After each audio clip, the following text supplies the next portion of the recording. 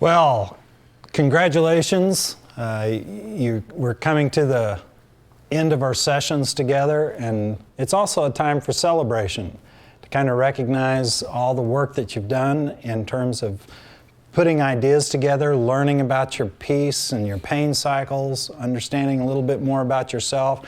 But also, the last 3 weeks we've been building toward the idea of saying, you know, now that we have some of those things in check and under control and getting rid of that old self and pointed toward new self, how do we start envisioning, you know, what we would like to be as a couple? And how do we go at problems? How do we go at appreciating our differences and our gifting?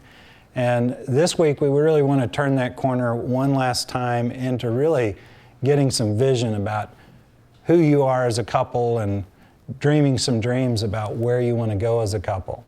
What we know that will make your marriage work, what we know that will make the difference in moving yourselves from the pain cycle to the peace cycle. We're really starting to work together as a couple to solve problems, really appreciating each other's gifts, is nothing more and nothing less than the practice that you put into it. Just a daily way and weekly way that you think about how do we keep on applying these 4 steps, moving ourselves. Don't let ourselves just fall into conflict without trying to find a way to get ourselves out. When we fall off the wagon and just have a knockdown drag out or a kind of pain cycle orgy, how do we get back on our feet and get back into the game and find our peace cycle? What went wrong? Analyze those things, practice those steps, and find a way to get yourselves into the peace cycle. That's how you formulate that usness. You know, what the research that we've done with this program tells us that somewhere in the neighborhood of 83 to 85% of the couples really make a difference in their marriage, stabilize their marriage as a result of this work. But that also leaves somewhere in the neighborhood of 15 to 17% that fall back and wander into that same pathway that they had before they came and partook of this course or came to an intensive. What made the difference? Well, we can tell you the difference is in the amount that you practice. So this is something that you need to set your mind to not only practice during these 8 weeks that you're in a small group, but also keep in mind that we need to practice these things throughout the year and the 10 years of our marriage and the 20 years of our marriage to totally revolutionize our lives. There's a great way to think about your marriage in terms of this last celebration and ending up is really charting the course to say, where do we want to end up and where do we want to go? You know, when Sharon and I go on a trip, it's very seldom that we just pile in the car and take off. You have a direction, you have a reason, you have a destination. We think those things through before we go. But many times when we get into the marital everydayness, we kind of let things come to us and we don't intentionally set our course. This last session in our celebration together, we want to think of where we want to go, where we want to be in our marriage down the road. Yeah, where we want to go and where we want to be, because the title of the book is New Marriage. We want something new. Couples will call and say, can we really do something in 5 days? It's really going to that intensive. How is that going to be different? I've been to counseling before. It hasn't helped. And you know, their thought is that they're going to go through something and just be taught how to survive what they already have or just make do with what's been going on because that's all they know. The reality is you put all this into practice and you can have something new. And if you're going to have something new, why not be intentional about shaping what new looks like? Don't just let the world tell you what your marriage should be. You decide as a couple what you want it to be. What do you want your family to look like? We have a choice. We're either going to get tossed this way and that way by the world, or we're going to be intentional about that course that we want to take. We spend a lot of time on intentionality around where we want our business to be or our ministry to be, and we get on strategic planning committees and vision casting committees for different various things that we're associated with, but we never apply those principles in our marriage. And they're powerful principles and worth applying. As a matter of fact, Proverbs 29:18 says, where there is no vision, the people perish. Other translations of that say, where there's no revelation, the people cast off restraint. If you're not spending time with God, getting revelation about where you can go as a couple, as a marriage, and guess what? You're going to cast off restraint and be tossed wherever the enemy in the world want you to go. And the next thing you know, you're just surviving. Hey, did we make it through another week? Yeah. Whew, look what we got ahead. We got to get the kids to soccer, and somebody's got to get over there to piano. And let's see if we can't survive the next week. And the next thing you know, you look back and you've got 10 years of surviving as opposed to thriving, moving toward a vision and a new path for a new marriage. Two components to kind of visioning that I want to talk to you about here in the last time we have together. The first one is really around how do you want to define your marriage? If you've got a new marriage, what do you want the characteristics to be that define this new relationship? You get to choose. What do you want it to be? Christina and I at one point sat down and we said, what do we want our marriage to be? And we got a little bold, and so we decided we were just trying this new endeavor 5 years in, and we said, well, let's ask other people what they see when they look at us. And you probably can get a sense of what our marriage was like in the early going through some of the stories I've told, but the overwhelming response we got from close friends was, you guys are the couple that will have a throwdown no matter what. We love going on double dates with y'all because y'all will just blow up right there in front of us. You don't wait till you get home. I mean, that's how our marriage was defined in the eyes of our friends. And we sat back and went, is that really what we want people to think of when they look at us? No. So if we want something new, if we're going to apply all these principles, what do we want our marriage to look like? What do we want our kids to look up at and say, hey, you know, I remember our mom and dad, boy, their marriage was defined by what? Well, let's figure out what that is. What that is really the core values for our relationship. In Exercise 12, there in chapter 4, it has a list of different words that are core values. Now, you'll read the list and you'll say, well, we want all of those things. Well, the reality is we want them and they're aspirational, but that doesn't necessarily mean they're going to be unique to you. To really be a core value together, you and your spouse need to sit down and go over the list and come up with about 3 or 4 words that you want to define your marital usness. So Christina and I did that. And we said, what do we want our usness to look like? What do we want people to see? And we said, you know, one of the things we want to be is we want to be transparent. That's one of our core values in our marriage is transparency. It's not easy all the time because sometimes it means Christina is going to be sharing with somebody and she's going to tell them stuff I've messed up on. But we believe that's what we're called to do as a couple, be transparent. Not every couple is called to that, and that's okay. It's just one of our core values. Safety is a core value for us. We used to think we wanted our home to be the one where all the kids would come and play. We wanted to be the most fun home on the block. And then after a while, we started thinking about it. But really, you know what's even more important than that is being the safest home. What if kids and people felt safe when they came to they felt emotionally safe? And that cost a little bit because I love being sarcastic. I mean, it's one of the ways I grew up talking in my family. It's how my sister and I showed love to each other. We'd just be sarcastic. But you know what? My family doesn't feel safe when I'm using sarcasm. So since that was a core value, I had to change some of the ways I communicated. It doesn't matter what my core values are. What matters is that you guys as a couple sit down and say, let's define what characteristics we want to shape our marriage. Barna did a study of youth groups in churches. It's been a few years back now. And they asked the youth, would you want to have a marriage like your parents? And over 52% of the kids said, no, I don't want a marriage like my parents.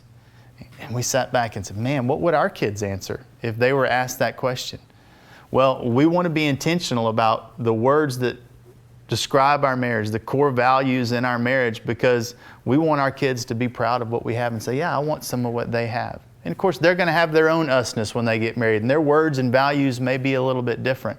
But I want them to know that you got to be intentional about how you want to define what your relationship is going to look like, what your home is going to look like. The second part of vision that after you kind of work through the core values a little bit is to start dreaming. You know, it's been a long time since some of us have dreamed about our marriage. We did that early on, right? Especially, you know, some of you gals probably dreamed about your wedding from the time that you were old enough to dream. And we dreamed about the wedding, and you kind of dreamed about who that guy would be. And boy, look, now you got that guy, hopefully. You got a guy anyway, and this guy that you got is him, all right? And so Don't stop dreaming. Let's open it back up to dreaming about what your marriage could look like. And it's a little risky because, you know, dreams and expectations are up here sometimes and reality comes in down here. And you know what the gap between that expectation and reality, you know what feeling is, what's in there? Yeah, disappointment, right? And nobody likes to feel disappointed. So the world tells us to solve that problem by doing what? Lower your expectations. You know, don't get marriage. You're lucky just to be together. Are you kidding? Marriages are failing at such a high rate. Just be glad you're together. You know, lower your expectations. Well, boy, maybe some. Maybe you need to see which ones are unrealistic. But if you drop all of those expectations, all those hopes and dreams and desires for what marriage could be, go out the window. What if you let yourself dream again? You've worked your tails off the last 8 weeks. You've kind of worked through some different processes. You've got a chance to have something new. What could this marriage look like in 5 years? What could it look like in 10 years? What could our family look like 20 years from now if we really practiced all of this that we've been talking about? What vision do we have? God, come down and help us to see, where do you want us to be as a couple? What do you want our usness to pull off and achieve in the next 10 years? Pick a number. I don't care what number. I don't care. Well, it's just your opportunity to open your heart back up. Because remember what the Bible said? God wants to give you the desires of your heart. Well, the only way He can do that is if you open your heart back up and acknowledge that you have some desires in there. I've got some desires that, you know, my wife look at me 20 years from now and say, I am so thankful that I was married to you. I've got some desires that my kids look at us and go, man, my parents had the most fun marriage you've ever seen. I've got some desires, and Christina has desires, and we put them together, and that becomes the vision for where we want to get. I just asked her. I said, hey, you can't ask in the day-to-day. Now, this is something you got to find some space to do, you know. So while she's cooking dinner and wrestling kids that are around early and trying to help with homework, you don't say, hey, what's your dreams for our marriage? You know, it's not going to work. You know, you got to get in a quiet spot somewhere and let yourself dream. But when you do, I asked her, I said, hey, where do you see us 20 years from now? And Christina just started painting this really cool picture. She said, boy, I see us on a ranch. She said, I see this house with a big porch on it, and I see grandkids running around. And she just started talking about what her dreams were for our marriage, for our usness. And it's cool because then you can back up from that and go, okay, what's it going to take for us to get there? How do we get intentional about making that happen? So I can say to her, how big's the house? And she said, well, it's 2,800 square feet with a big porch. And I can say, well, you know, the only way to do that is to save money. She don't like to talk about saving money. We already covered that, right? But, you know, if it helps accomplish the vision that she has, all of a sudden it's a new conversation. That's how powerful vision is. Remember this guy, Michael Phelps, the swimmer? He had a vision of himself winning 8 gold medals. And that vision motivated this discipline, right? I mean, he just had this passion to succeed and this discipline. He woke up early in the morning and swam. He ate breakfast, like 4,000 calories for breakfast to fuel his body so that he could do what he needed to do. And he pulled it off, right? He took the risk of standing up before the Olympics and saying, I'm going to win 8 gold medals. That's risky. Because if he doesn't, we're either going to think he's the most arrogant guy that ever walked the earth or just stupid or something. But he took that risk because of the discipline that he had put forth, because he had a vision. And he said it, and you know what? He pulled it off. Interestingly enough, remember what happened to Michael Phelps right after the Olympics? What happened to him? Yeah, he got caught smoking marijuana. Let me make sure you understand the life lesson from Michael Phelps, because I really appreciate and respect the guy. He had a vision that somebody helped him cast for the Olympics.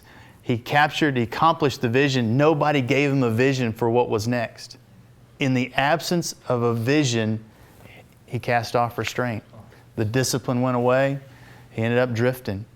Fortunately, soon after that, somebody said, you got to get back into swimming and set some new goals. You got to have a new vision. And he got his life going back the right direction.